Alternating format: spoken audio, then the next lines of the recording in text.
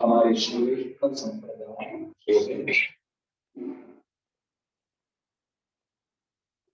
वो अनादि वैदिक सिद्धांत से प्राचीन पुरातन धर्म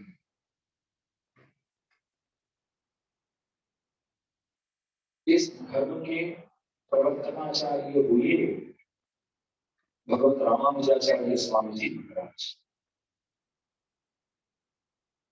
आसे तो हिमवंत उन्होंने खूब प्रचार किया, इसलिए श्री रंगनाथ भगवान प्रसन्न होकर के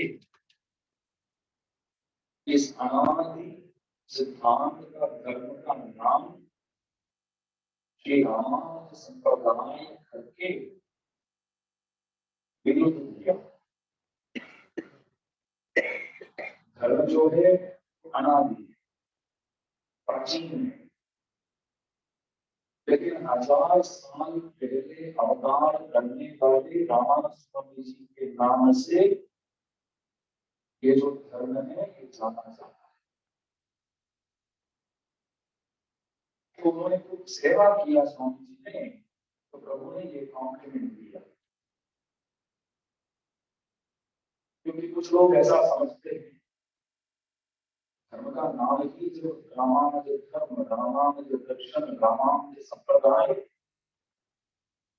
तो शायद उन्होंने भी इस धर्म की शुरुआत किया होगा। ऐसी बात नहीं है, वो गलत है।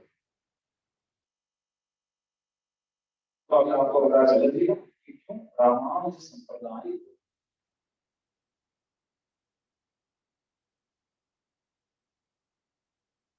रामानुज स्वामी जी महाराज वैकुंठ के नित्य सूर्यों में तो अति मुख्य माने जाते हैं।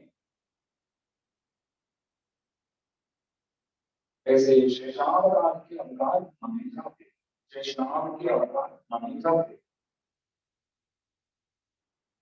हम सब जो है जीव समूह, हमारा भी शास्त्र के हिसाब से एक नाम दिया है। हम सबका नाम है, एक ही नाम है, उस समूह का नाम। वैसे तो नाम तो माँ बाप ने रखा है, कोई पूछे नाम क्या है तो हम बोल देंगे नाम है मेरा, माँ बाप ने दिया है। तो गाँव में कुछ क्लास से अलग नाम रखते हैं, सब बात अलग है। माँ बाप एक नाम दिया है, डॉक्यूमेंट्स में वही नाम रहता है। ये पूरा समूह का एक नाम है, नित्य निरंतर रहने वाला नाम है। बाकी सब नाम तो जब तक है तब तक में कोई काम का नहीं। नित्य निरंतर रहने वाला आत्मा हो तो उस आत्मा का नित्य निरंतर रहने वाला नाम क्या नाम है? शेषभूत नाम है हमारा। कोई भी पूछे आप कौन हो? शेषभूत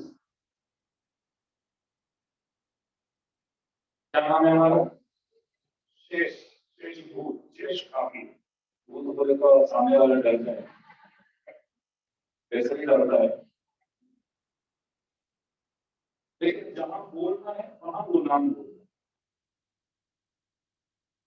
आप फ्लाइट में जाने वाले, ट्रेन में बैठने वाले, तो वहां जाकर आप आईडी कार्ड मांगते तो आधार कार्ड देते थे और उसका नाम क्या बोले कि मैं शेष हूँ, इसका और कुछ नाम देता क्या बोला? शेष हूँ, इसका और कोई नाम है तो गड़बड़ लग रहा, आप नहीं बोल सकते, फ्लाइट में नहीं बैठाएंगे आप।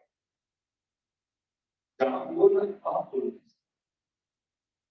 बस में जा रहे तो कंडक्टर आइए दो टिकट, ऐसा उनसे आप आइए बोलेंगे तो क्या समझेगा वो, आपको चोरी कर देगा।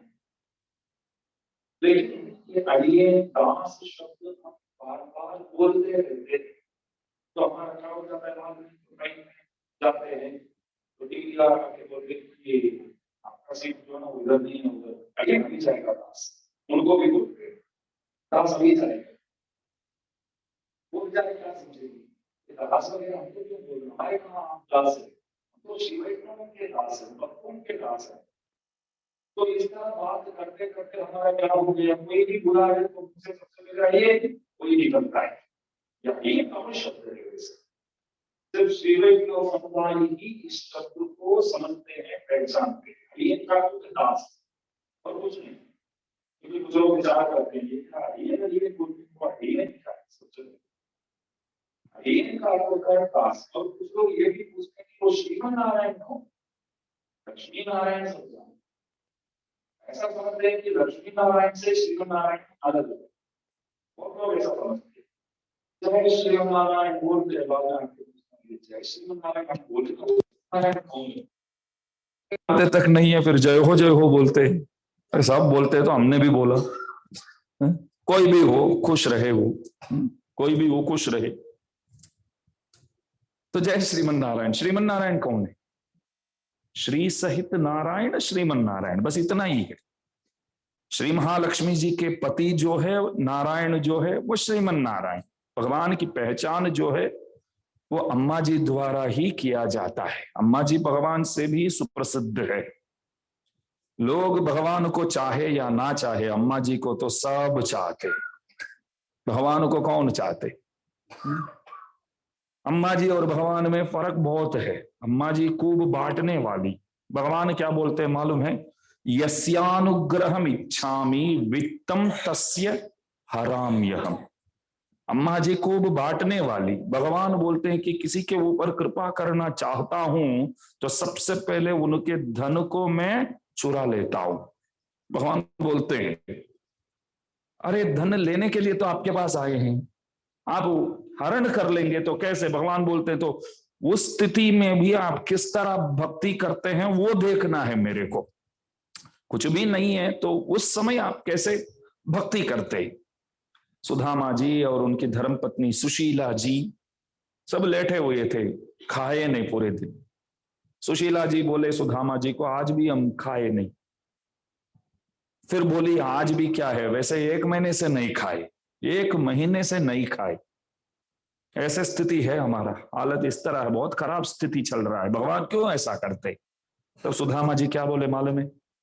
भगवान बहुत कृपालु है। सुशीला ऐसा मत बोलो कि भगवान परीक्षा ले रहे हैं, ऐसी बात नहीं है। भगवान बहुत अच्छे हैं, बहुत कृपालु है। क्या कृपालु है? महीने से नहीं खाए, पूरे परिवार सब भूखे हैं, बच्चे सब देखो आप कैसे है।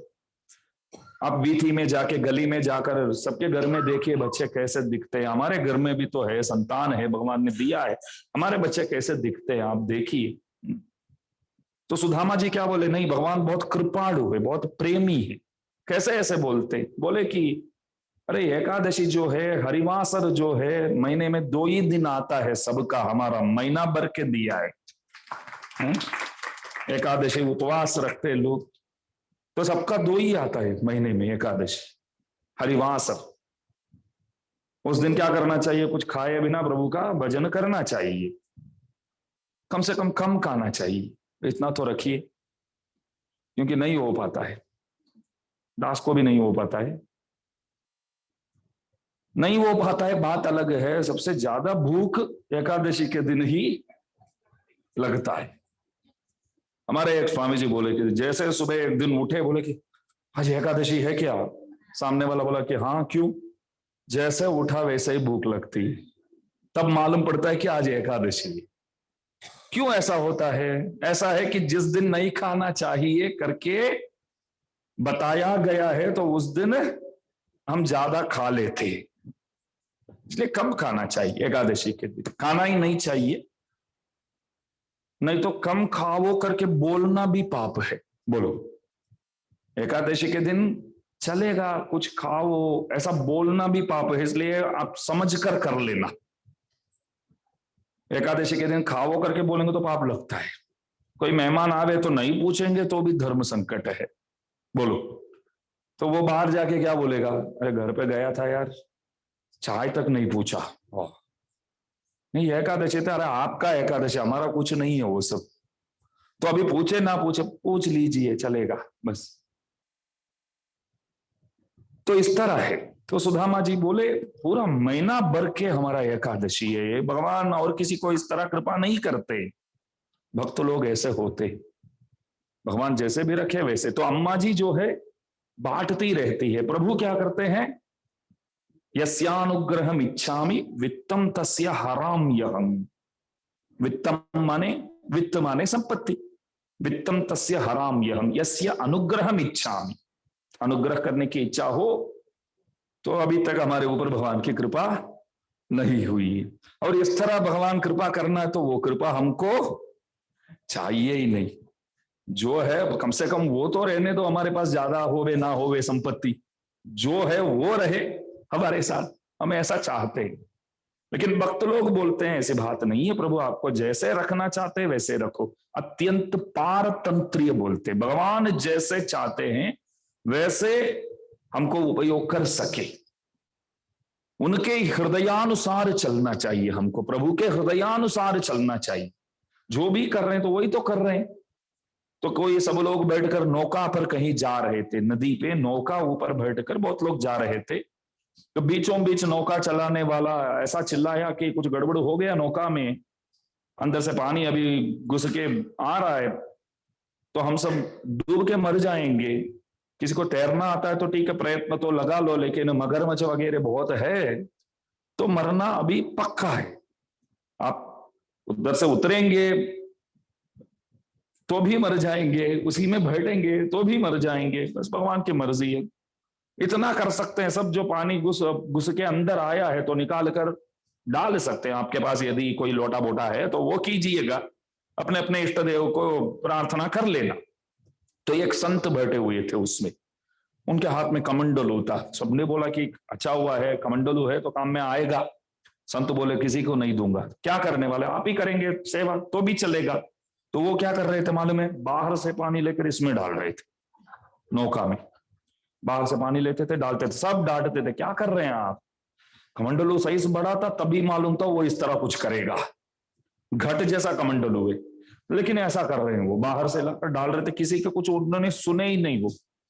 तो नौका चलाने वाला कुछ वो कोशिश करते करते फिर आखिर बोला कि अच्छा हुआ कुछ तो अभी के लिए सेटिंग किया हूं, तो जल्दी ही हम किनारे पे पहुंच जाएंगे, हम बच जाएंगे, चिंता मत करो, आप अपने अपने स्थान पे बैठो, अभी इधर उधर भागने की या और कुछ चेष्टा करने की कोई जरूरत नहीं है, प्रभु की दया से हम अवश्य बच जाएंगे। तब संत क्या कर रहे थे, बैठे नहीं थे, अंदर से पानी लेकर बाहर डाल रहे थे।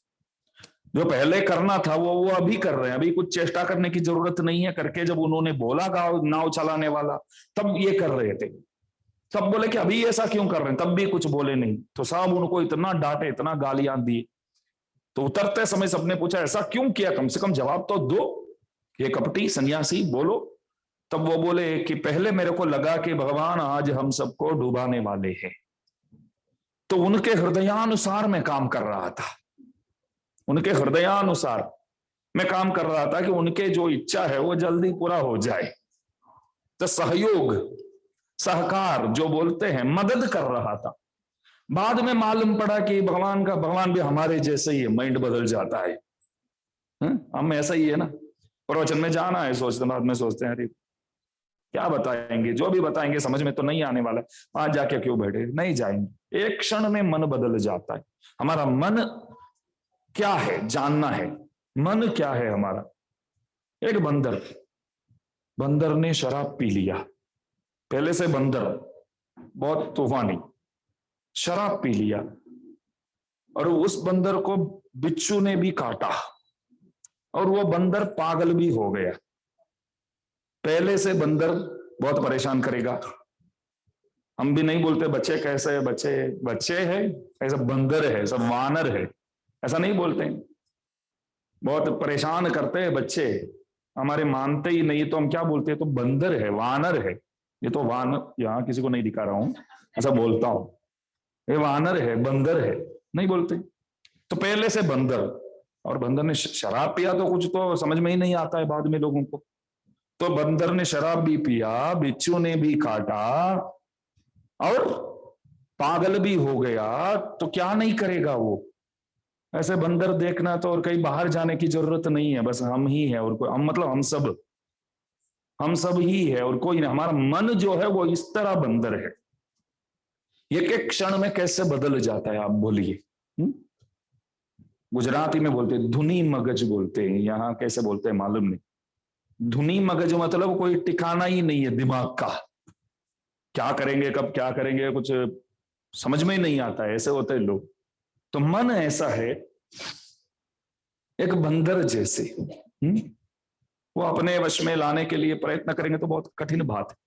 तो भगवान का मन जब बदल गया तो बचाने के लिए प्रभु प्रवृत्त थे, तब भी मैं सोचा कि उनके मदद में जाऊं मैं, इसलिए अंदर से पानी में बाहर डाल रहा था। यह है भगवान के हृदयानुसार चलना। इसके लिए इस तरह करने की कोई जरूरत नहीं है, सबके सब डूबने वाले हैं तब हम बाहर से पानी लाकर अंदर डालने की चेष्टा ना करें। यह समझना चाहिए कि भगवान के हृदयानुसार चलना चाहिए। आज हमको भगवान खूब पैसे हाथ में दे करके बिठाया तो अच्छी बात है, कल ऐसे स्थिति आ गया कि 1 रुपया भी हाथ में नहीं है तो भी अच्छी बात है। बस आपको जो करना है करो हमारे साथ। अचितवत पारतंत्री, अचित की तरह, अचेतन वस्तु की तरह। अचेतन वस्तु का अर्थ होता है जिसमें ज्ञान नहीं है वो अचेतन है, जिसमें ज्ञान है वो चेतन है, चित है। आत्मा जो है चित है, शरीर जो है अचेतन है। तो अचिद्वत पारतंत्री, living being non living being अलग है। ज्ञान के साथ होना, ज्ञान बगैर होना वो अलग है। तो अचितवत पारतंत्री, ये अचित है, ऐसा गिरा या तो वो पूछता नहीं है क्यों मैं काली बैठा था, मेरे को ऐसा क्यों कर रहे हैं, नहीं पूछता है ना। बस इस तरह रहना है भक्तों को। तो हमारा नाम है शेष। क्या नाम है? शेष। शेष का अर्थ क्या है? जैसे शेष नाग सब प्रकार की सेवा करता है, इस तरह हमको भी करना चाहिए, इसलिए वो नाम दिया गया है। नाम क्यों शेष क्यों दिया? गरुड़ भी दे सकते थे, नहीं? विश्वक्सेन दे सकते थे। शेष नाम क्यों दिया? शेष नाग एकमात्र ऐसे भक्त ऐसे निकले प्रभु के सारी सेवा वही करते। प्रभु बैठते हैं तो प्रभु के सिंहासन बन जाते, प्रभु लेटते हैं तो बेड हो जाते, प्रभु कहीं बाहर जाते तो पादुका बन जाते, प्रभु कुछ पढ़ना चाहते तो अपने फणा मणि जो है उसमें से प्रकाश डालते हैं। प्रभु की सारी सेवा, निवास शय्यासन पादुकाम शुकोपदान वर्षा तपवारणादिभिः शरीर भेदैस्तव शेषतां गतैः यथोचितं शेष इतीरिते जनैः। कौन गाते हैं? यामुनाचार्य स्वामी जी महाराज आळवंदार स्तोत्र में गाते हैं। आप सबसे दास आप लोगों के चरण स्पर्श करता हुआ निवेदन करता है, आळवंदार स्तोत्र अवश्य सीखिए, अवश्य जानिए। आळवंदार स्तोत्र के सदृश स्तोत्र कोई स्तोत्र है ही नहीं। आळवंदार स्तोत्र अवश्य मालूम होना चाहिए, हम श्री वैष्णवों को अवश्य मालूम होना चाहिए। आळवंदार स्तोत्र में कितने श्लोक है? 65। एक ही कम किया, एक ही संख्या गलत बोले तो चलेगा। 65 क्यों 65 है? रहस्य त्रय का विवरण है। रहस्य त्रय जो है, 3 रहस्य जो है, 8 अक्षर वाला अष्टाक्षर, 25 अक्षर वाला द्वय मंत्र, 32 अक्षर वाला चरम मंत्र, तीनों को मिलाएंगे तो कितना मिलता है? 65, 65। इसलिए उस ग्रंथ में कितने श्लोक है? तो रहस्य त्रय का विवरण है वो ग्रंथ, वो याद रखना, कल भी पूछूंगा। तो वो ग्रंथ अवश्य मालूम होना चाहिए, कंठस्थ होना चाहिए। वो जब भी आप प्रभु के सामने वो आप प्रस्तुत करते हैं, अनिरुद्ध भैया गाते हैं ना, तो बहुत अच्छा लगता है, भगवान को बहुत अच्छा लगता है। तो यामुनाचार्य जी बोलते हैं कि क्यों शेष नाम दिया गया है? तो उनकी तरह, शेषनाग की तरह सब प्रकार की सेवा आपको भी करना चाहिए, हमको भी। उस शेषनाग के अवतार हुए रामानुज स्वामी जी महाराज। भगवान जब कन्हैया बन के मथुरा में अवतार किए। ऐसा बोलते हैं कि येष नारायण श्रीमान क्षीरार्णव निकेतनः नाग पर्यंकम उत्सृज्य ह्यागतो मधुराम पुरीम। पुराणों में इस तरह लिखा है, शेषनाग को त्याग करके, छोड़ करके मथुरा आए प्रभु। शेषनाग को वहां त्याग करके यहां आए, मथुरा आए, अवतार किए। लेकिन जब वसुदेव जी प्रभु को वहां नंदगांव ले जा रहे थे तो यमुना नदी बहुत ज्यादा बहने लगी, खूब बहने लगी। तो परेशान हो गए वसुदेव जी, पूरे के पूरे डूब गए। वो खाली प्रभु टोकरी में प्रभु को वो रखे जा रहे थे तो प्रभु ही दिखे। तो बारिश भी बहुत ज्यादा हो रही थी। तब कौन आकर के रक्षा किया? शेषनाग। तब शेषनाग बोले प्रभु का, आप मेरे को छोड़ के कहीं भी जा सकते हैं, मैं आपको कभी कहीं छोड़ने वाला नहीं हूं। त्याग करके गए। श्लोक में सुस्पष्ट रूप लिखा है, नाग पर्यंक मुत्सृज्य ह्यागतो मधुराम पुरी। नाग पर्यंक को, अपने शैया को छोड़ करके प्रभु गए। कृष्णावतार में छोड़ के गए तो परेशान तो हुए ना आप, इसलिए मेरे को नहीं छोड़ने का है। रामावतार में प्रभु 1000 बार बोले, राघवेंद्र सरकार, किसको? लक्ष्मण को, आपको साथ नहीं आना है, आप इधर ही रहिए, इधर ही रुकिए। लक्ष्मण भैया बोले, आप जो भी बोलेंगे मैं मानने वाला नहीं हूं, मैं साथ चलूंगा ही। लेकिन वो लक्ष्मण के लिए सही है, हम ऐसा नहीं कर सकते हैं। हम प्रभु के अनुसार सेवा करेंगे, प्रभु जो बोलेंगे वो सुनेंगे। लक्ष्मण तो एक्सेप्शनल है, लक्ष्मण जो है वो एक्सेप्शनल है, वो कुछ अलग है। कभी कभी राम लक्ष्मण को ही बोलते हैं, लक्ष्मण तू भले जितना भी सेवा करता है, मेरा मन तो भरत के पीछे है यार, भरत जैसे कोई भाई मिलेगा ही नहीं। लक्ष्मण बोलते हैं कि ये सब मैं सुनने वाला ही नहीं हूं, ये सब मैं सुनूंगा ही नहीं। प्रभु क्या समझ रखा है मेरे को? इस तरह आप बोलेंगे तो मैं सोचूं कि मैं पीछे इतना सेवा कर रहा हूं, वो वहां शांति से रह रहा है, उनका नाम ले रहे हैं, यार अभी जाता हूं, टिकट बना लो मेरा, मैं अभी जाता हूं। ऐसा बोलने वाला हूं क्या मैं? आप जो भी बोलेंगे आप बोलेंगे, बस मैं उस पर तो ध्यान देने वाला ही नहीं, मेरे को सेवा करना है बस। लक्ष्मण का स्वभाव ऐसा है, अहम सर्वम करिष्यामि।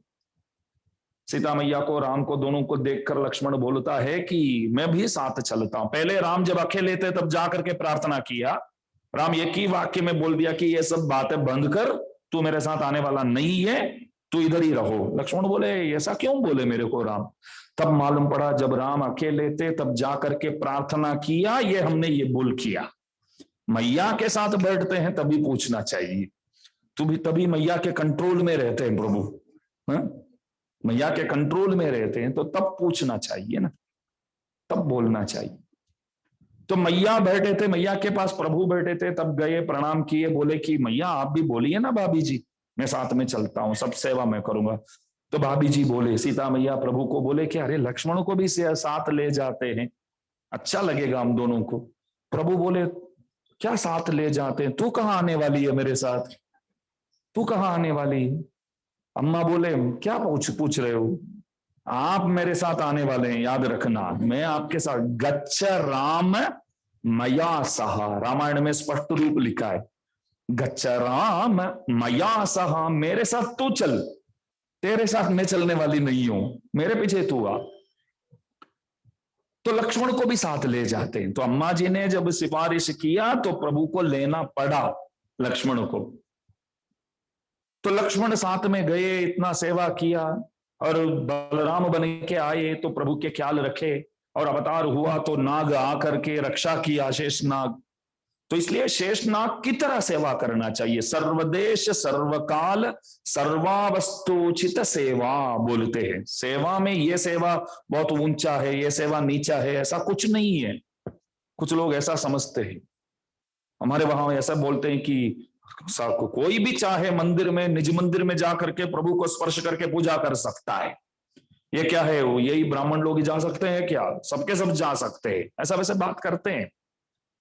ऐसी बात नहीं है कि सबके सब ब्राह्मण अंदर घुस सकते हैं, ऐसी भी बात नहीं है। जनोई पहने हैं, ब्राह्मण है, तो इसलिए क्या द्वारका इत्यादि क्षेत्र में जाकर के, पंढरपुर जाकर के मैं बोलूं मैं पूजा करूंगा? पंढरपुर में ठीक है, भगवान बहुत अच्छे हैं कि स्पर्श करने देते हैं। सबसे मैं बोलूंगा कि हमारे लिए सुयोग्य भगवान कोई है तो विट्ठल, क्यों बोलिए? चरण स्पर्श करने देते हैं प्रभु हमको। आप वो स्पर्श करो, दर्शन करके जाओ, करके हमारे स्पर्श को चाहने वाला एकमात्र मूर्ति विठ्ठल। आषाढ़ महीना है तो उनके बारे में तो स्मरण तो करना ही पड़ेगा ना। दास 2 बार गया है। मैं सोचा कि प्रभु हम कहां आप कहां। कितने बड़े बड़े लोग, सनक सनंदन, सनत कुमार, सनत सुजात इत्यादि बड़े बड़े महात्मा लोग आप श्री के चरणारविंद पकड़ने के लिए इंतजार कर रहे हैं, वेट कर रहे हैं। हम तो पापियों में अग्रगण्य हैं, तो हम आते तो आप अपने चरणारविंद दिखाते हैं, स्पर्श करने देते हैं, क्या बड़ी बात है। फिर भी उसकी जो महत्ता को समझने वाले ही नहीं है हम। बोलिए आप स्पर्श करके बाहर आते तो कभी दिन में 1 बार तो उसको तो स्मरण करना चाहिए है? इन हाथों से अनेक पाप करने वाले हम जैसे लोग जा करके प्रभु के चरणारविंदों को स्पर्श करते हैं, करने देते हैं प्रभु, तो क्या बताऊं मैं। बच्चे पास में बैठते हैं 4-5 साल के, तो हाथ रखते तो वो वीडियो गेम खेलता खेलता बोलता है पापा हाथ उठा लो पहले, बोलता है। वीडियो गेम हमारे मोबाइल लेकर के बैठ जाता है, खेलता है। हम ऐसे ही प्रेम से हाथ रखे तो हाथ ले लो पापा, पहले हाथ ले लो। अच्छा नहीं लगता है। बच्चों ऐसे बोलते हैं आजकल। भगवान ऐसा नहीं बोलते, दिखाते प्रेम से। इतना सुशील है प्रभु, आप देखिए। तो उनकी सेवा में लग जाना चाहिए। सर्वदेश सर्वकाल सर्वावस्थोचित सेवा। आप जो भी सेवा करेंगे वो सेवा प्रभु स्वीकार करेंगे। ऐसी बात नहीं है कि पूजा करना ही बड़ी सेवा, झाड़ू मारना वो बहुत नीचा है। मैं जाऊं मंदिर और मेरे को कोई बोलेगा कि थोड़ा प्रभु ये झाड़ू मारना, झाड़ू लगाना थोड़ा है, कितना बड़ा स्वामी जी हूं, मेरे तो बहुत सारे अनुयायी लोग हैं, मेरे घर में भी मैं नहीं लगाता हूं, किसको देखकर क्या बोल रहा है, ऐसा पूछना सही है? वो सेवा वहां हमको मिलता है तो वो सेवा वहां करना चाहिए हमको। रामानुज स्वामी जी महाराज के प्रिय गुरु महापूर्ण स्वामी जी, उनकी पुत्री अतुलाई, अतुला देवी बोलते, बेटी की शादी किया। महापूर्ण स्वामी जी सब प्रकार से पूर्ण थे, खाली पैसे से पूर्ण नहीं थे। वो पैसों की क्या जरूरत है करके जीते थे। बहुत ज्ञानवान तो बहुत ज्यादा, रामानुज स्वामी जी के गुरु है समझ लो। हाथ में पैसे नहीं थे, शादी किया तो वो जमाने में शादी करके लड़की को बेचते हैं तो वो साथ साथ दहेज भी तो ज्यादा देना पड़ता है, और एक औरत को अथवा एक पुरुष को साथ बेचते थे पहले वहां सेवा करने के लिए, जैसे कैकेयी के साथ मंथरा आई थी। तो बेचते तो कितना गड़बड़ होता है वो रामायण से ही मालूम पड़ता है। तो पिताजी लड़की को भेजे, बाकी कुछ नहीं भेजे।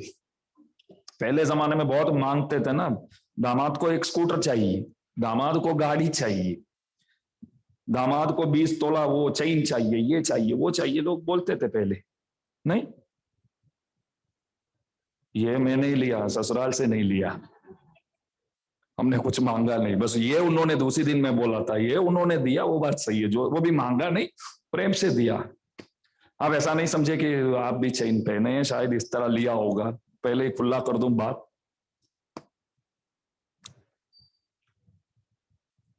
और तो वो साथ में बेचते थे किसी एक नौकर। ये बेचारे कहां से भेजेंगे तो हर महीने उनके खाते में जीपे में आपको पैसा डालना पड़ेगा, इतना तो है ही नहीं कुछ, तो बेच दिया। तो वो लड़की बेचारी बहुत अच्छी थी, वहां जाकर के सबकी सेवा, सबका ख्याल रखती है, बहुत सेवा करती है, सारा दिन मेहनत करती रहती है आप लोग जैसे। हाँ है, घर पे वॉशिंग मशीन है, सब है, फिर भी सुखाना तो पड़ता है ना। वॉशिंग मशीन में भले आप कपड़े डालते हैं, सुखाना कोई सामान्य बात नहीं है। हम लोग क्या करते हैं, आप सुखाते तो उसको निकाल करके सही तरह बीरो में, उसको क्या बोलते, तिजोरी में रखते तक नहीं है हम लोग। आप नहीं बोलते, देखो ये सब भी हमको ही करना पड़ता है, कपड़े हम सुखा के ला के रखते हैं, फिर भी उसको अंदर तक नहीं रखते हैं करके हमारे अम्मा जी भी बोलते हैं हमको। हम सुनते हैं, आप भी सुनाइए, हम सुनते रहेंगे, बस इतना ही है, कुछ परिवर्तन नहीं होने वाला इधर। तो सब प्रकार की सेवा औरतें, महिला वर्ग जो है आप करते ही है। आप लोगों की वजह से तो भूमि भूमि के रूप में स्थिर है, सच बताओ। एक दिन हमारे हाथ में दिया जाए ये निर्वाह कार्य, जिंदगी में आज के दिन पूरे के पूरे ये सारी सेवा पुरुष लोग करेंगे। एक दिन, दूसरे दिन भूमि जो है सुबह रहने योग्य ही नहीं रहेगा। मैं बताता हूं, रहने योग्य ही नहीं रहेगा। क्या क्या हम करते हैं कि आज कृपया कृपया नहीं, हम बोलते हैं आज थोड़ा बाथरूम टॉयलेट वगैरह साफ कर लेना, ध्यान रखना, बोलते हैं। बेचारे आप लोग कभी भी ये नहीं पूछते क्यों एक दिन आप नहीं कर सकते हैं। आप पूछेंगे तो भी हम करने वाले नहीं है। वो आपको पता है सारी सेवा, कितने कितने सेवा करते रहते हैं। तो वो बेचारी वहां जाके करती है, ससुराल है तो करना तो पड़ेगा, कहीं भी है करना तो पड़ेगा। स्त्रियां कभी भी स्वतंत्र नहीं होते। स्वतंत्र होना इतना उचित भी नहीं है, लेकिन ये बहुत संभाल के बोलना पड़ता है आजकल, क्योंकि सामने हमारे खिलाफ बहुत लोग आ जाते हैं। फिर ये कैसे बोल सकते हैं ऐसे? अरे ऐसा शास्त्रों में लिखा है, जो लिखा है वो बोलते हैं, अनुकरण करना नहीं करना आपकी मर्जी। स्त्रियां कभी भी स्वतंत्र नहीं होते, पहले पिताजी के वश में होते हैं, फिर पति के वश में होते हैं, फिर बच्चे के वश में होते हैं, बस इतना ही। तो जाके सेवा तो करती है, लेकिन घर वाले बहुत सुनाते, ससुराल वाले। साथ में एक सेवक को नहीं लाए, क्या है ऐसी जगह पे हमने लड़की लिया, ये किया वो किया। वो बहुत सहन करती थी, लेकिन कभी ना कभी तो टूट जाते हैं ना।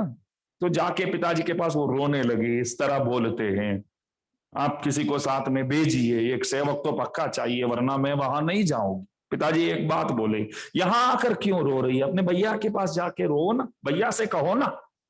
भैया कौन है? तो रामानंद स्वामी जी महाराज, और कोई नहीं। उनके शिष्य जो है उन्हीं को बोले, भैया के पास जाकर बोलो, वो कुछ व्यवस्था कर सकते तो करेंगे। बहुत बढ़िया प्रसंग है। वो जाके भैया से बोली, स्वामी जी महाराज पिताजी को बोला, तो पिताजी आपसे बोलने के लिए बोले, आप जो करेंगे वो। तो रामानंद स्वामी जी बोले इस तरह है, तो इधर उधर देखने लगे तो मठ में दाशरथी जी, उनके प्रिय शिष्य रामानंद स्वामी, बहुत बड़े विद्वान, प्रकांड विद्वान, साक्षात रामावतार, राम के अंश मानते उनको। दाशरथी जी खड़े थे। रामानंद स्वामी जी बोले, दाशरथी इधर आ, अड़ियन पास में आए। अभी अभी आज ही हमारे बहन के साथ उनके ससुराल पहुंच जाना, वहां जो भी सेवा वो लोग बोलेंगे तो वो आपको करना है, वहीं रहना है आपको। क्या बोले? वहीं रहना है आपको। मैं होता तो क्या बोलूंगा स्वामी जी को? अरे वादुल कुल के हूं मैं, बहुत सबसे बड़े गोत्र के हूं और अच्छे कुल का हूं मैं, आपका बांजा हूं मैं, आपका शिष्यों में अग्रगण्य हूं मैं, और पढ़ा लिखा हूं, ज्ञानी हूं, ये हूं वो हूं। क्या बोल रहे हैं आप? मेरे को नौकर बना के और किसी के वहां भेज रहे हैं? मैं क्या दिखता हूं आपको? मैं आपको ही छोड़ देता हूं अभी। अब तो हम भी, आपने पूरा पढ़ लिया ना आपके पास, अभी आपकी कोई जरूरत नहीं है, हम भी गुरु बन गए। ऐसा नहीं बोले वो, दास अभी जाएगा, बहन जी चलिए। तो साथ में गए, वहां सब सेवा करने लगे। किसी को मालूम ही नहीं था कि ये कौन है क्या है करके, सब सेवा करते थे। अभी सब अच्छी तरह उस बहन को वहां रखते। बोलते कि बढ़िया नौकर तो ऐसा नहीं मिले, एक मिले तो भी 100 का काम करता है, और हर महीना कुछ कुछ देना भी नहीं पड़ता है। और इतने वो विरक्त है, तो सुबह चाय के लिए पूछते तो बोलते कि हमको चाय काफी कुछ नहीं चाहिए, दूध भी नहीं चाहिए। बहुत अच्छा हुआ ना। खाना भी बहुत कम खाता है। घर वाले सब एक दूसरे से जब बोलते हैं तब बोलते खाना भी बहुत कम खाता, किसी भी प्रकार की कोई खर्चा ही नहीं है बिल्कुल। हाँ, दूध वगैरह नहीं लेते हैं, और ओट्स वगैरह नहीं लेते हैं, फल वगैरह नहीं लेते हैं, बहुत कम खाता है। बस नित्य निरंतर कुछ काम हो जाए तो ध्यान में बैठ जाते हैं। बहुत अच्छे नौकर मिले, सेवा खूब करता है बेचारा, ऐसा सब बोले। एक दिन घर के सब सदस्य बैठ करके सत्संग करने लगे। पहली बार सब बैठ के सत्संग की बात निकला तो सत्संग करने लगे। तो वेदांत अर्थ को सब बैठ के विचार करने लगे, तो गलत गलत बोलने लगे। सही बोलना चाहिए ना। मैं बोलूं कि रामावतार सुनाता हूं, राम कथा सुनाता हूं, राम जी का अवतार मथुरा में हुआ, ऐसा शुरू करूं तो आप क्या बोलेंगे? ऐसे राम कथा कभी हमने सुना ही नहीं है। महाराज आप क्या बोल रहे हैं? मैं बोला सुनो तो सही, राम का अवतार मथुरा में हुआ, राम की धर्मपत्नी रुक्मिणी। क्या बात कर रहे हैं आप? कृष्ण की धर्मपत्नी रुक्मिणी है। राम की जो बात है, सबसे बढ़िया महिमा यही है कि सीता के सिवाय और किसी को जानते ही नहीं है। तो इस तरह बोलते तो सही बोलना चाहिए। तो घर के सदस्य सब बैठ करके उपनिषद विचार, वेदांत विचार करने लगे तो गलत गलत बोलने लगे। तो पीछे स्वामी जी महाराज कपड़े धो रहे थे अथवा खाना बना रहे थे, दाशरथी जी वो सुन ही नहीं पाए। विद्वान लोग सब कुछ सह लेंगे, लेकिन आप कुछ गलत अर्थ बोलेंगे तो नहीं सहेंगे। आप मारपीट मारेंगे तो भी ले लेंगे, बोलेंगे कि हमको मारो लेकिन वेदांत को मत मारो, शास्त्रों को मत मारो। तो गलत बोलने लगे तो स्वामी जी हाथ धो करके बीच में जाके बैठ गए, सब आओ करके सबको बिठाए और 1.5 घंटे 2 घंटे तक प्रवचन किया। सब बोले कि ये नौकर कहाँ, इतना बड़ा विद्वान कहां से निकला, ये इतना बड़ा कहां से विद्वान निकला, ये क्या क्या बोल रहे हैं यार, संस्कृत में बोलते हैं, तमिल में बोलते हैं, सब बोलते हैं।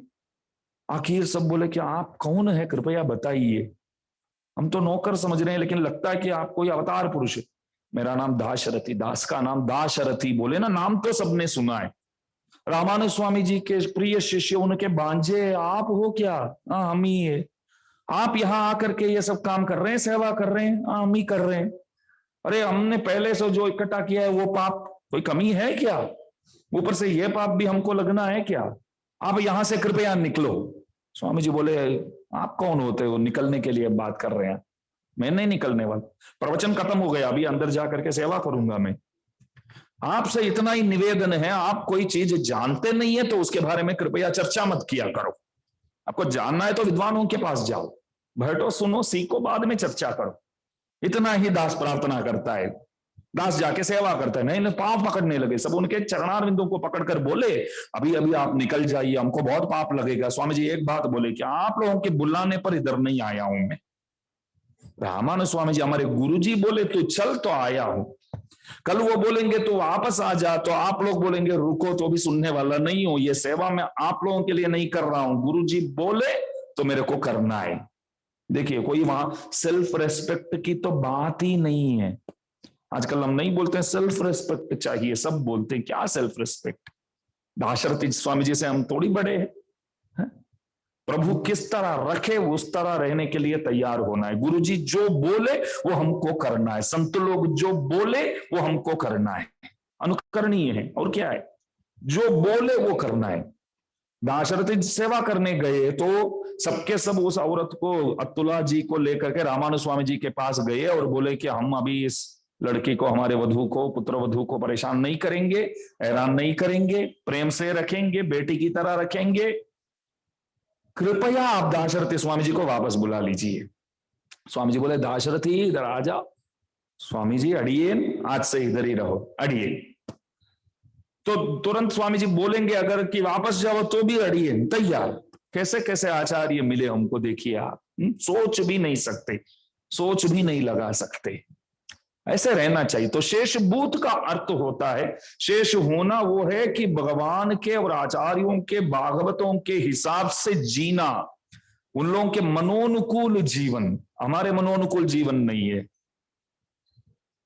उन लोगों के मनोनुकूल जीवन वो रहना चाहिए। तो इसलिए शेष नाग जो है वो इस तरह सब प्रकार की सेवा करता है।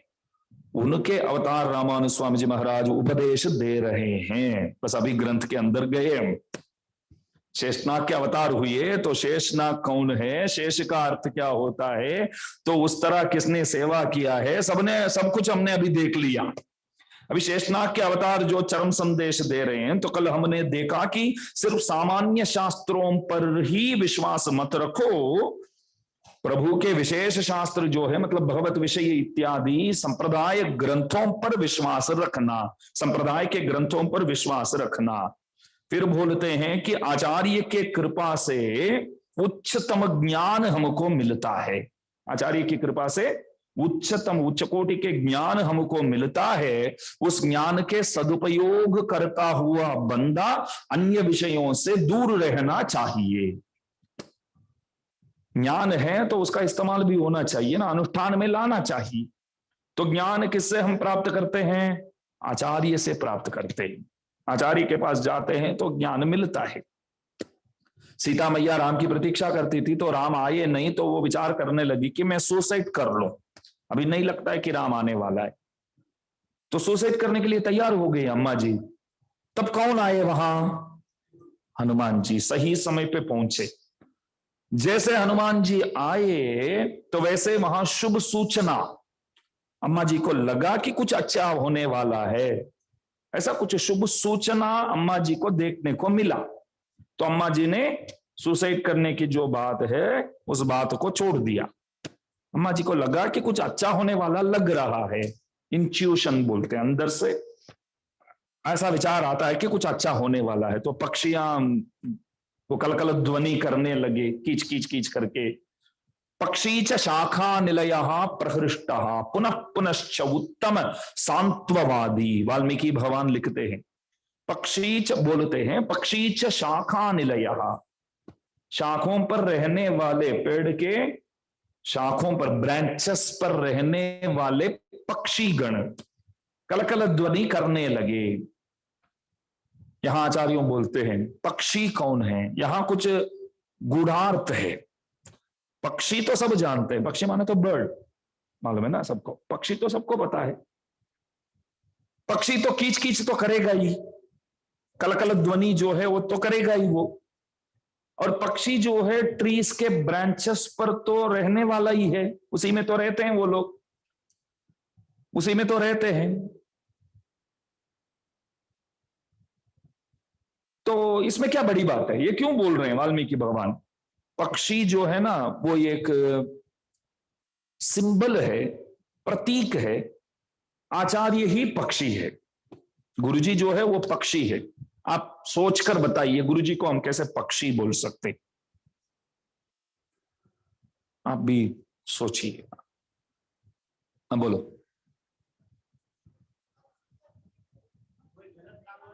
नहीं, पहले उनको बोलने दीजिए, एक मिनट बोलिए। गुरुजी को भी सही रास्ता मालूम नहीं रहता, सही मालूम रहता। ये बराबर है।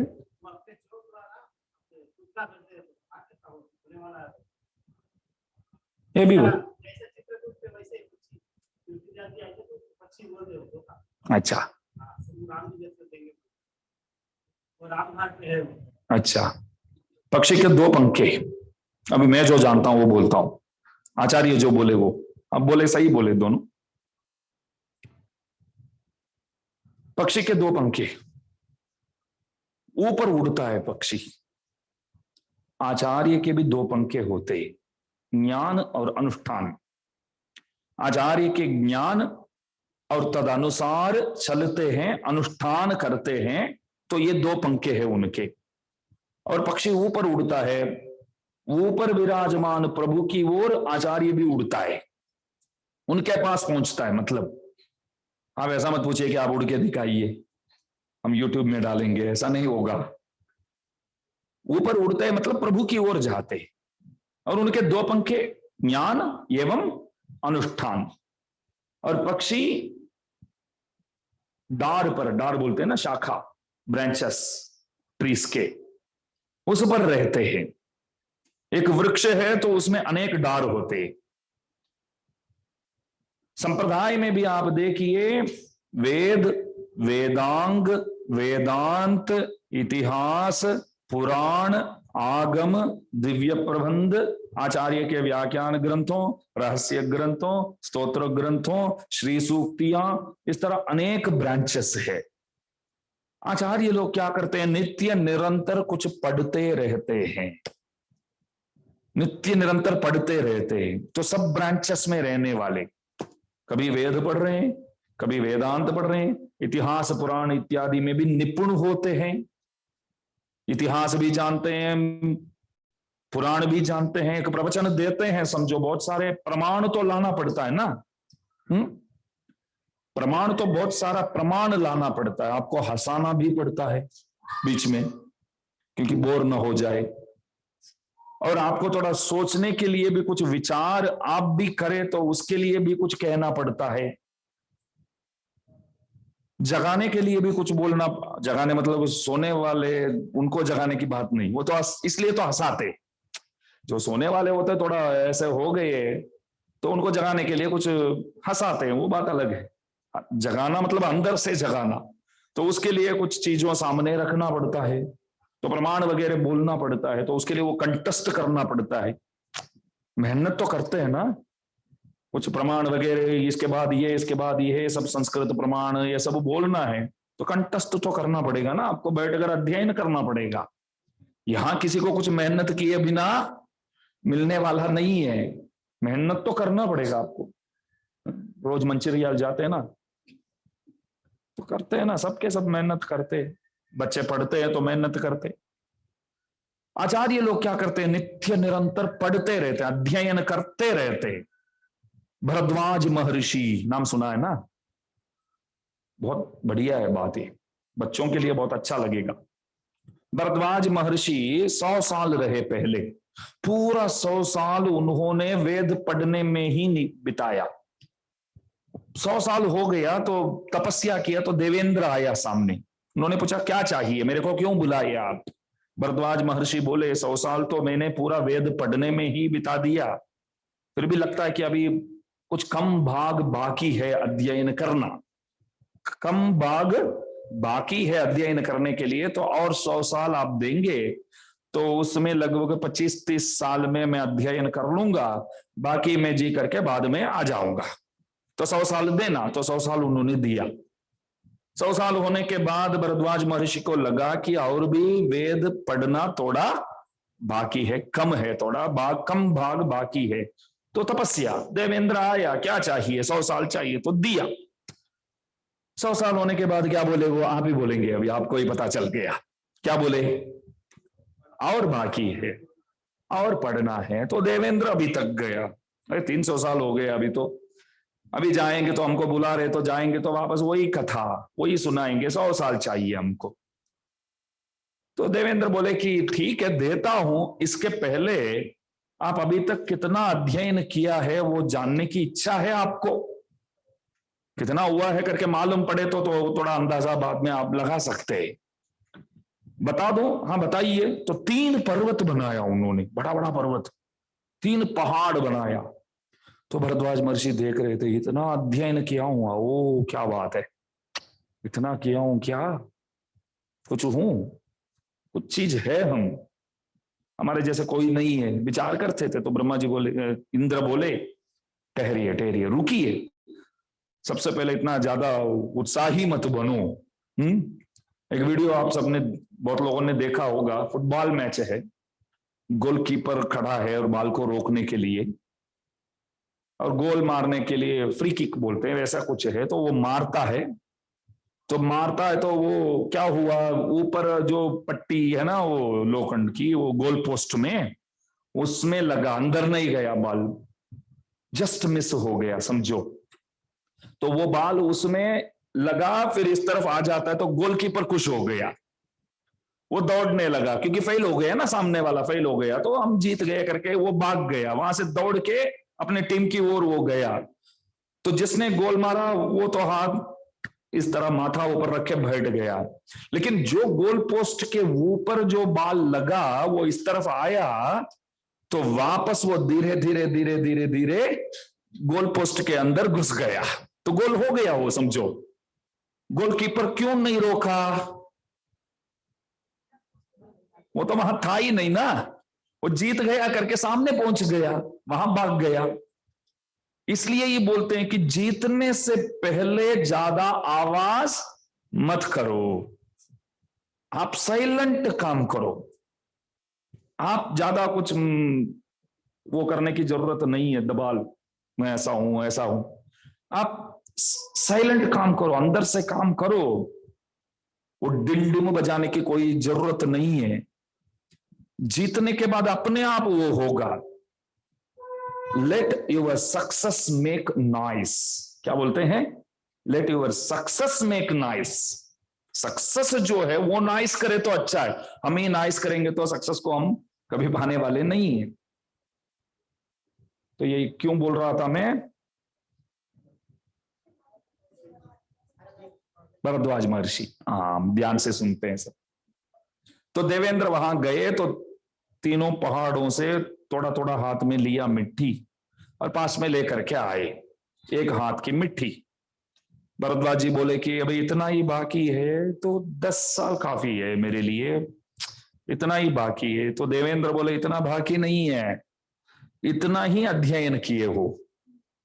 300 साल जो आपको मिला, इसमें जो आपने अध्ययन किया वो पकड़ इतना ही है। तो बाकी कितना है तो पीछे देखो, 3 पर्वत बड़े बड़े जो है उतना बाकी है। भरद्वाज जी बोले अभी मेरे को जन्म नहीं चाहिए, ये कभी खत्म होने वाला ही नहीं है, ये कभी खत्म होने वाला ही नहीं है। तो आचार्य लोग पढ़ते रहते हैं, नित्य निरंतर अपने आप को एक विद्यार्थी ही समझते हैं, हमेशा अपने आप को विद्यार्थी ही समझते हैं। मैं पढ़ रहा हूं, मैं अध्ययन कर रहा हूं, मैं सामान्य एक बालक हूं, एक स्टूडेंट हूं।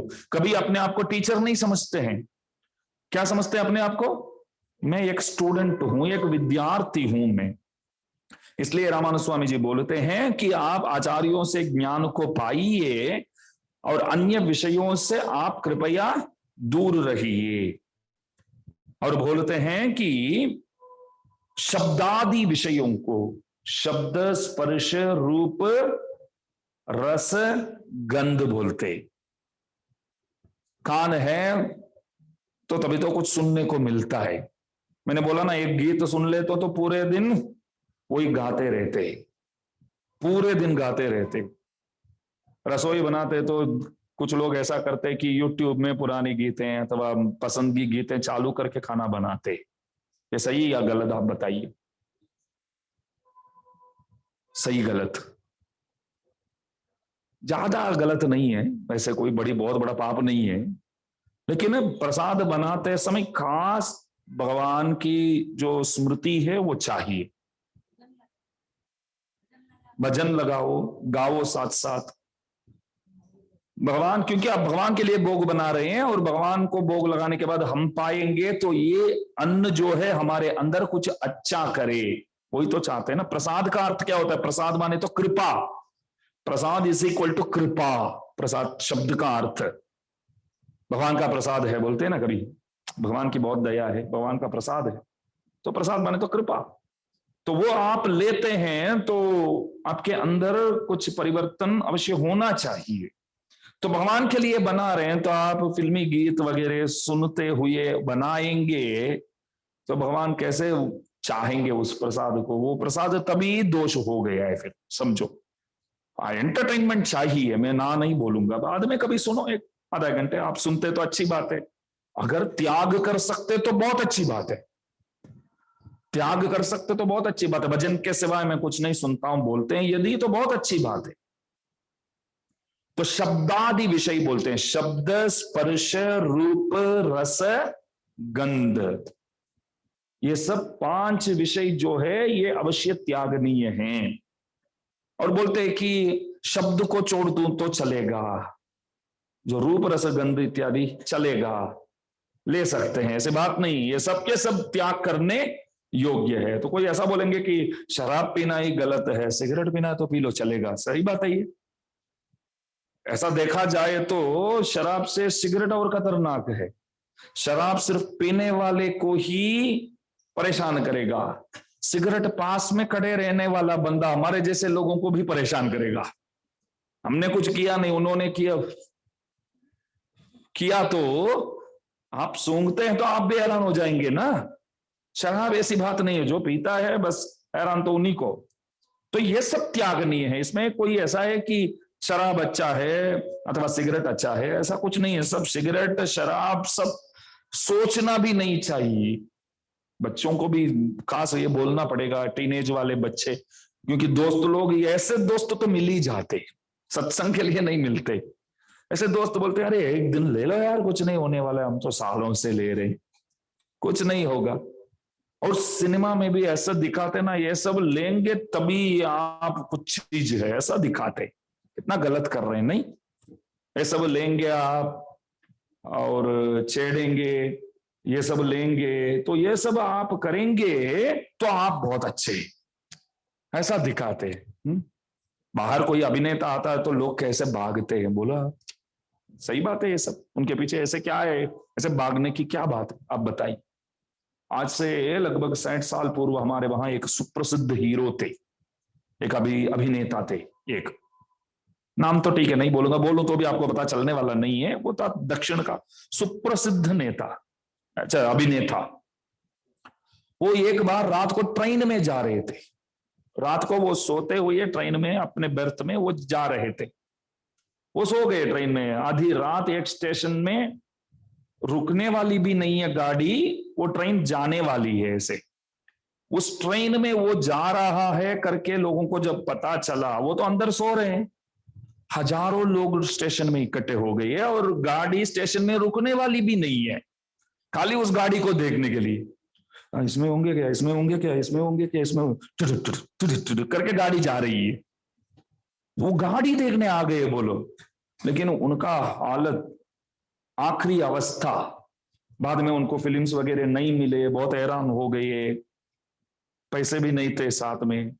तो साथ में पहले अनेक मूवीज में एक्ट करने वाला एक और एक एक्टर, को एक्टर मर गया, तो अंतिम यात्रा में ये गए तो भीड़ में इनको पहचानने वाले भी नहीं थे। जो बंदा पहले ट्रेन में जा रहा था, तो ट्रेन को देखने रात को लोग पहुंचे, वो अभी अपने को एक्टर के मृत्यु में मिलने के लिए आए, तो वो सबसे प्रार्थना करने लगे, रास्ता दीजिए, अंदर जाना है, अंदर जाना है, रास्ता दीजिए।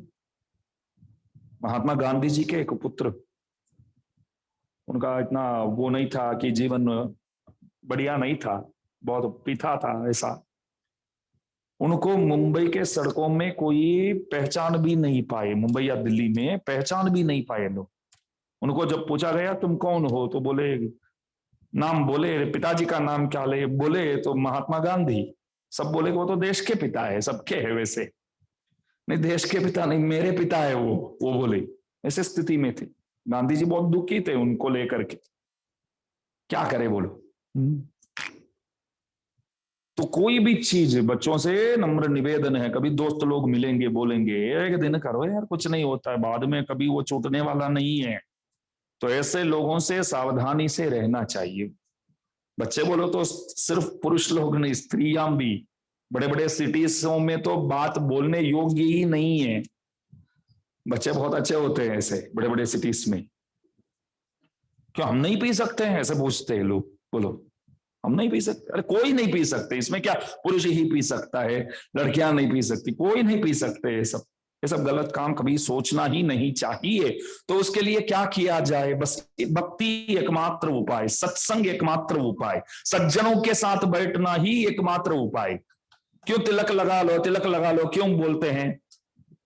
शराब की दुकान बाहर में जाने की इच्छा हो तो भी वो रोकेगा आपको, वो काम में आता है ना। आप स्वयं विचार करेंगे कि तिलक करके कैसे अंदर जाए। हमारे वहां एक है, श्री वैष्णव है, वो स्वभाव के बहुत अच्छे हैं, लेकिन गलत स्वभाव तो किसको छोड़ता है, बोलिए आप, आदत। वो पहले वो सिगरेट पीते थे, वो खुद बोले मेरे को एक कथा, बहुत सुंदर बात है, तिलक तो रोज लगाते थे, सिगरेट पीते थे, आदत है, कहीं कॉलेज में कहीं ने किसी ने सिखा लिया। वो मेरे को बोले एक बार, मेरे को बोले कि स्वामी जी एक बार मैं कहीं बाहर जा रहा था तो बस स्टैंड में खड़ा रहा, तिलक तो मैं रोज लगाता था, निकालता था, लेकिन सिगरेट तो पीता था, क्या करे। तो एक दिन बस स्टैंड में खड़ा रहा, वो बोले बस स्टैंड में खड़ा रहा, सिगरेट पीने का मन हुआ तो जेब से सिगरेट निकालने के लिए हाथ जैसे अंदर रखा, तब बस स्टैंड में कोई मेरे को देख करके, एक भागवत पास में आ करके वहीं मेरे को दंडवत प्रणाम करने लगे, क्योंकि तिलक किया हूं मैं, इतना ही। मैं सोचा कि अच्छा हुआ कि मैं निकालने अंदर से एक क्षण, बस इतना ही फर्क है। वो जैसे आए प्रणाम करने गए, तब मैं ऐसे अंदर से वो निकालू तो वो क्या सोचेंगे। वो स्वामी जी मेरे को बोले, तब मेरे को लगा कि मात्र तिलक हमने लगाया तो वो आकर के प्रणाम कर रहे हैं, अच्छा हुआ हम बच गए। हमने हाथ से निकाला हो तब वो आया हो तो क्या सोचता होगा हमारे बारे में। तो तिलक मात्र के लिए इतना हमको आदर मिलता है, तो ये सिगरेट इसी क्षण से छोड़ देना चाहिए करके उस दिन छोड़ा मैं, वो बोले। मुझे बहुत अच्छा लगा, इसलिए तो हमारे आचार्य बोलते हैं कि तिलक लगा लो, रोज पूजा इत्यादि करो। तो क्या यदि प्रकृति की वजह से हम बिगड़ भी जाए तो हमको रोकने की काम ये सब करते हैं, हमको सही ओर ले जाते। शंकराचार्य जी महाराज अपने शिष्यों के साथ कहीं जा रहे थे तो शराब की दुकान घुस गए अंदर, स्वामी जी जाकर के एक लोटा पिए, शिष्यों को बहुत अच्छा लगा, गुरु मिले तो ऐसे। हैं? बढ़िया ले गए दुकान पे, तो सब बैठ गए। स्वामी जी कुछ नहीं बोले, कुछ नहीं बोले। दूसरे दिन वैसे ही कहीं जा रहे थे तो एक लोहार जो लोखंड को ऐसे तेज गर्म कर रहा था, हाथ में तो पकड़ ही नहीं सकते हैं, तो वो उसके लिए साधन रखता है, तो उसमें से वो गर्म कर रहा था और उसको पीस करके टुकड़ा करके पास में रखा है, तो कोई हाथ लगा भी नहीं सकते। स्वामी जी अंदर गए, अपने हाथ से लिया और मुंह पे ढाले, शिष्यों को देखा, अब आओ सब, कल आए थे ना पीछे पीछे, अभी आओ। सब बोले स्वामी जी वो बात अलग है, ये बात अलग है, वो बात अलग है। हाँ, कल सबको अच्छा लगा ना, गुरुजी बढ़िया, गुरुजी हमको मिला, हमारे हमारे को जैसे गुरुजी मिले वैसे किसी को नहीं मिले। बाहर बोल रहे थे ना आप, आज से कुछ नया सत्संग शुरू किया है उन्होंने, हमको ले गए थे बाहर पे, कल बोले ना अभी आओ सब, मैं करता हूं करके सब कुछ आप नहीं कर सकते हो। बोले बड़े लोग भले कुछ गलत भी करते हैं तो प्रायश्चित क्या है वो जानते हैं, दोष उन लोगों को लगेगा ही नहीं। उनको देख कर क्या आप करेंगे तो बताइए आप, और मुसीबत में पड़ जाएंगे आप। बड़े लोग कुछ भले गलत भी कर लेते हैं तो प्रायश्चित क्या है वो जानते। वशिष्ठ जी के एक नहीं 100 पुत्र थे, तो सबको मारा किसने मालूम है आपको? 100 पुत्र थे, सबको मारा, कोई राक्षस नहीं था, कोई असुर नहीं था। कौन बोले? विश्वामित्र, सबको मार डाला। विश्वामित्र क्या बुरे गलत, हम गलत सोच सकते हैं उनके बारे में? नहीं। वशिष्ठ जी बाद में आत्महत्या करने के लिए बहुत साहस किया, बहुत कोशिश किया, वो जो भी करते थे मरते ही नहीं थे। उनको तब मालूम पड़ा कि 100 पुत्रों को जाना था इसलिए गए, हमको रहना है इसलिए नहीं गए, यह हमारी वश की बात नहीं है। वो पर्वत से गिरे तो भी बच जाते थे, फांसी लगाने की कोशिश की तो भी बच जाते थे। क्यों 100 पुत्र क्यों गए? तो जाना था तो गए, तो रहना है तो रहना पड़ेगा इधर, बस इतना ही। तो विश्वामित्र पर कोई दोष नहीं है, यदि दोष है तो भी उसको निकालने के लिए क्या क्या प्रायश्चित है वो जानते थे। बड़े लोग ऐसे होते, इसलिए सावधान से रहना चाहिए, वो बोलते। तो 8वां वाक्य जो है वो भी ऐसा ही है कि इत्र इत्यादि वो सब लगाने में लगाओ, कम लगाओ, और पुष्प और पान वगैरह वो सब ज्यादा इस्तेमाल मत करना, मतलब विषयों के पीछे आसक्त मत होना। और भगवान के संकीर्तन गुणगान करते हो तो जो मजा आता है इतना ही आचार्यों के गुणगान में भी होना चाहिए। आचार्य गुणगान करते रहो। और भगवत प्राप्ति के लिए 10वां वाक्य बहुत सुंदर है। भगवत प्राप्ति के लिए परम भागवतों को आप आश्रय मानकर उन्हीं के साथ नित्य निरंतर रहो। हमारे दाशरथी स्वामी जी, जो पहले अभी थोड़ी देर पहले हमने देखा, वो दाशरथी स्वामी जी के पास एक भागवत रहते थे। उनके वहां जब भी वो प्रसाद खिलाते थे तब पाते थे, जो भी सेवा बोलते थे करते थे, उनके घर में ही रहते थे वो भागवत। एक दिन उन्होंने कुछ गलती किया तो दाशरथी स्वामी जी को इतना गुस्सा आया, खूब मारपीट किया उस दिन। तो रात को जाके दाशरथी स्वामी जी अंदर लेट गए, तो सुबह जैसे उठे तो स्वामी जी को लगा कि कल उनको इतना मारा, वो हमने गलत किया, नहीं करना था ऐसा। भले उन्होंने गलती किया हो तो भी मारपीट नहीं करना था, तो शायद आज से हमारे घर में वो आएगा ही नहीं। इतना मारपीट किया, इतना सेवा किया तो भी इतना मारपीट किया उन्होंने, तो शायद नहीं आएगा करके वो दरवाजा जैसे खोले तो हाथ जोड़कर वो बाहर ही बैठा था सेवक, अड़ियन करके उठा। स्वामी जी बोले, उनके कंधों पर हाथ रख के बोले कि क्षमा करना बेटा। अरे क्या बात कर रहे हैं स्वामी जी, आप दास से क्षमा मांगेंगे आप? नहीं, कल नहीं मारना था बेटा, तेरे को गुस्सा में था, तूने भी गलती किया तो हक समझ कर दिया, फिर भी नहीं करना था, मन में मत रखना। लेकिन ये बताओ, वो तो इतना मारा तो भी हमारे घर के बाहर ही बैठे हुए कैसे? मुझे लगा कि तू अब आज से मेरे सामने आएगा ही नहीं। तब उन्होंने बोला कि कुत्ते को खाने के लिए आप कुछ देते हैं तो वो कुत्ता भी आपको स्मरण करता हुआ रोज समय पे आपके वहां आ जाता है, और समय समय पे आप खिलाते हैं तो देखभाल पूरा वो करता है, बाहर ही रहता है, तो आपका पूरा ख्याल वो कुत्ता भी रखता है। एक दिन आप मारेंगे तो क्या आपको छोड़कर वो भाग जाता है कुत्ता? वो कुत्ता भाग जाता है? नहीं, रोज बिस्किट खिलाने वाले हैं, बस इनको नहीं छोड़ना है। इस तरह रोज आप मेरे को उपदेश करते रहते हैं, मेरे प्रति ख्याल रखते हैं, तो एक दिन मारते हैं तो ये कुत्ता ये जगह छोड़कर और कहीं जाएगा क्या? जाने के लिए मेरे लिए कोई गति नहीं है और कोई रास्ता नहीं है। आप मारेंगे तो भी इधर ही रहूंगा, आप प्यार देंगे तो भी इधर ही रहूंगा, मेरे को आपके सिवाय कोई नहीं है। इसलिए भगवत प्राप्ति के लिए परम भागवतों के वहां जाकर के उन लोगों के साथ ही रहना चाहिए। वो जो देंगे वो हम खाएंगे, वो नहीं देंगे तो मांगेंगे नहीं। दास के वहां एक दो भागवत है, बहुत दास लोगों की बहुत ख्याल रखते हैं, सेवा करते हैं। दास उन लोगों को बोलता है कि हम लोग आपको कुछ देते हैं तो आपको स्वीकार करना होगा, देंगे तो आप ना नहीं बोलेंगे, नहीं देंगे तो आप मांगेंगे नहीं। से प्रेम से बोलता है, देंगे तो ना नहीं बोलने का है, नहीं देंगे तो, यदि नहीं देते हैं तो मांगने का नहीं है। ये शिव वैष्णव को सीखना है। मिलता है तो स्वीकार करने का है, नहीं मिलता है तो बोलने का नहीं है। बोल भी सकते हैं वैसे, हमारे गुरु जी से नहीं बोलेंगे तो क्या, नहीं किससे नहीं बोलेंगे। दास लोग गुजरात जाते तो वहां अपने शिष्यों के लिए दास चाय बनाता है तो सबको देता है तो खुश हो जाते सब। जैसे सुबह उठते तो मेरे साथ रहने वाले एक दो भागवत जो होते हैं ना, बस ब्रश करके लोटा लेकर आ ही जाते। दास स्नान करके जाके दूध गर्म करता है, भगवान को भोग लगाता है, फिर चाय बनाता है तो तैयार बैठते, तो देखने में अच्छा लगता, हमको देने में मजा आता है। वो भी बात है ना। तो कभी पूछते स्वामी जी आप चाय बनाएंगे, तो बोलता है बनाएंगे, बैठो, मजा आता है तब। ऐसे मौसम भी ऐसा हो, देखिए आप सोचिए, बारिश जैसा हो मौसम। हमारे जितने भी पसंदगी शिष्य गण सेवक गण पास में हैं तो बोलते स्वामी जी एक चाय बनाओ ना, मजा आएंगे। तो बनाते हैं, तो मजा आता है सबको देने में।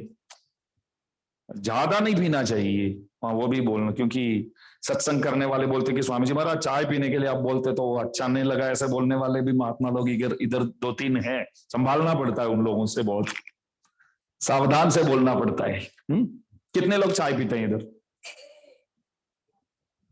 नहीं हाँ, तो मुझे आप सब नहीं पीते हैं चाय? इतने सारे लोग नहीं पीते हैं यहाँ? काफी पीते होंगे, वो भी नहीं। क्या पीते हैं? काफी पीने वाले हाथ। अच्छा, काले दूध मात्र दूध पीते हैं, कुछ भी नहीं पीते हैं वो लोग।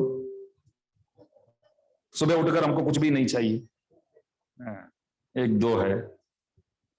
तो अभी ये सत्संग के इस प्रसंग के लिए आप कोई लायक नहीं, चाय पीने वाले ही लायक है। चाय में तो मैजिक है ना, चाय में तो मैजिक है, बढ़िया होना चाहिए। दास पहले काफी पीता था, फिर छोड़ दिया मैं। क्यों? इसलिए छोड़ दिया, एक ना एक दिन बढ़िया बनता है, एक ना एक दिन इतना बढ़िया नहीं है। तो सुबह सुबह झगड़ा परिवार वालों के साथ, सुबह सुबह झगड़ा करना अच्छा नहीं लगता था, तो मैं सोचा कि इससे अच्छा बस ये छोड़ ही देते हैं काफी। चलो, बाहर आते हैं तो स्वामी जी आए हैं तो स्वामी जी काफी पीते, तो दास को भी काफी मिल जाता है। तब मैं ये नहीं बोलता हूं कि मेरे को चाय चाहिए, बाहर एडजस्ट कर लेना चाहिए, जो मिले वो बाहर एडजस्ट कर लेना चाहिए। नहीं मिलेगा तो चलेगा, बस नीचे बोला ना, देंगे तो लेना, नहीं देंगे तो मांगना नहीं, बस। ये बाहर, अंदर है अपने ही घर है तो ऐसी बात नहीं है, हमको वही चाहिए, जो मांगते वही फ्लेवर वो चाहिए ना।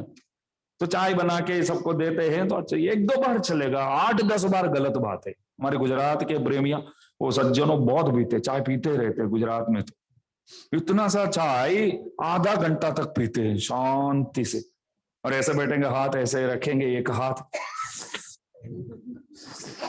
ऐसे पीते हैं। 2 सिप की चाय है तो आधे घंटे तक ऐसे अनुभव करते करते, उसका मजा लेते लेते। इस तरह सत्संग करना चाहिए, बस इतना ही है। बस वही बात है, सत्संग करते हो तो शांति से स्तोत्र वगैरह बोलिए। ऐसा नहीं हमारे समझ में आया? कृपा वही, और कुछ नहीं।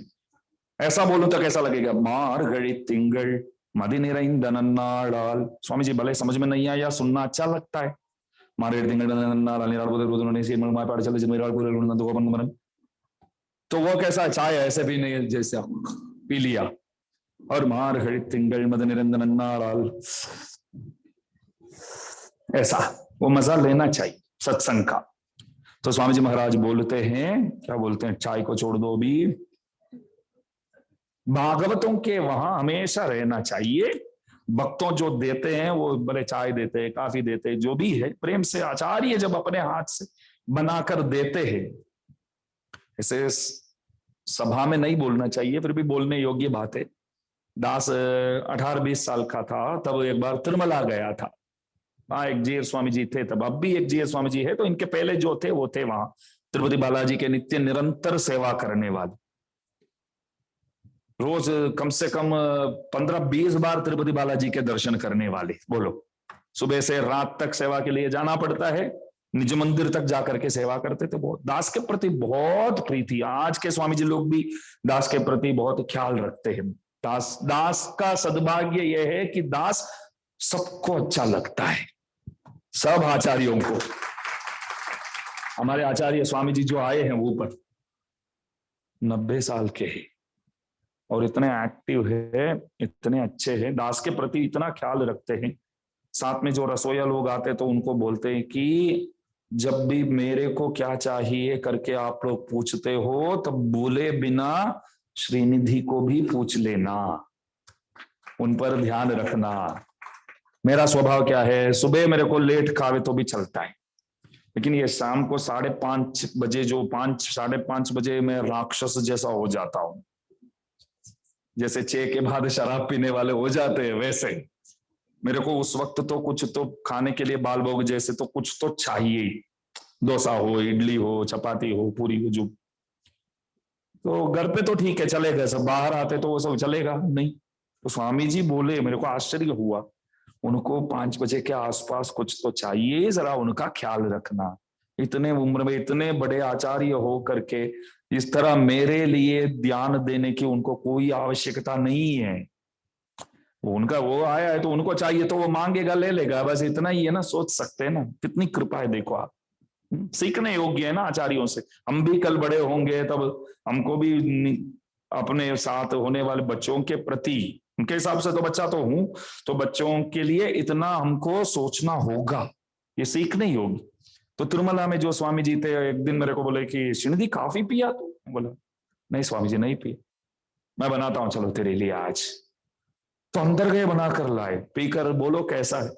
मैं बोला बहुत, सच में ही बढ़िया था। स्वामी जी के लिए नहीं बोला, सच में ही बढ़िया था। मैं बोला बढ़िया है स्वामी। अरे ये रसोईया लोग भी बनाते, क्या बनाते, बोले स्वामी जी। तिरुपति बालाजी के सेवा करके आए, दास को साथ में लेकर के आए और काफी बना के दिया उन्होंने। वो सब समय वापस अपने जीवन में आने वाला ही नहीं है। नहीं, जगजीत सिंह जी एक अद्भुत गीत गाते, आप YouTube में सर्च करके सुनिए, मजा आएगा। भजन तो नहीं है, गजल बोल सकते हैं, गजल ही हो सकता है। ये दौलत ले लो, और क्या आता है, कभी किसी ने सुना है? सब ले लो, क्या वापस मांगते हैं? जब बच्चे थे वो समय बहुत अच्छा था, वो वापस कर दो, हमको कुछ नहीं चाहिए बाकी। और हमने बचपन में बड़े बड़े आचार्यों के साथ इस तरह मिलने का सद्भाग्य प्राप्त हुआ था। वो सब दास याद करता है कि आज भी है आचार्य लोग इस तरह, स्वामी जी जैसे दास हम लोगों के प्रति कृपा करने वाले। ये कागज नगर में आप सब भाग्यशाली है कि ऐसे स्वामी जी महाराज यहाँ आकर के आप सबको कृपा कर रहे हैं। ये भाग्य की बात है ना। आप इतना ही सोचिए कि इतने उम्र के बाद जाकर के प्रचार करने की उनको कोई जरूरत ही नहीं है, वैसे उनके वैसे कोई कमी भी नहीं है। अब देखिए, मैं बोलूंगा स्वामी जी घर से बाहर आते तो परेशान ही होते। घर की तरह तो सब सुविधा तो कहीं भी किसी को, हमको भी नहीं मिलेगा। तो इस उम्र में बहुत ख्याल रखना पड़ता है, ध्यान रखना पड़ता है। फिर भी बालक स्वामी जी महाराज कृपा करके उनको लाते, साथ में बहुत ख्याल रखते हैं, उनके साथ में लाते हैं। बड़े बड़े आचार्यों के सन्निधि में रहकर अध्ययन किए हैं स्वामी जी, बहुत बड़े आचार्यों के दर्शन किए हैं। उनके दादाजी का दर्शन उन्होंने किया है, पूज्यपाद अनंताचार्य स्वामी जी महाराज का। तो ऐसे स्वामी जी आकर के मानो कि हमको देख रहे हैं, तो उन आचार्यों की कृपा दृष्टि जिसने प्राप्त किया है वो हमको देखते हैं, तो उन आचार्यों की कृपा भी हमारे ऊपर हो गया है। जिन नेत्रों से उन लोगों को देखा है, उन नेत्रों से हमको देखते हैं, तो उन लोगों की कृपा हमको अभी मिल गया, हमारे खाते में तो आ ही गया है ना। तो भाग्यशाली लोग हैं, यही आचार्य लोग करते हैं। तो ऐसे आचार्यों के समीप में ही रहना है। वो चाय देते हैं तो वो लेने का है, वो ज्ञान देते हैं तो वो लेने का है, वो गुस्से में आकर के मारते हैं तो वो भी प्रसाद समझ करके ले लेने का। सिर्फ आचार्य ऐसे नहीं, सब भागवतों से ऐसे ही बर्ताव, ऐसे ही रहना चाहिए। बस इतना अभी के लिए काफी है। शाम को मिलेंगे आचार्यों के वैभव के बारे में, तब हम अनुभव करेंगे। भूल चूक हो तो दास क्षमा प्रार्थी है। जय श्रीमन्नारायण।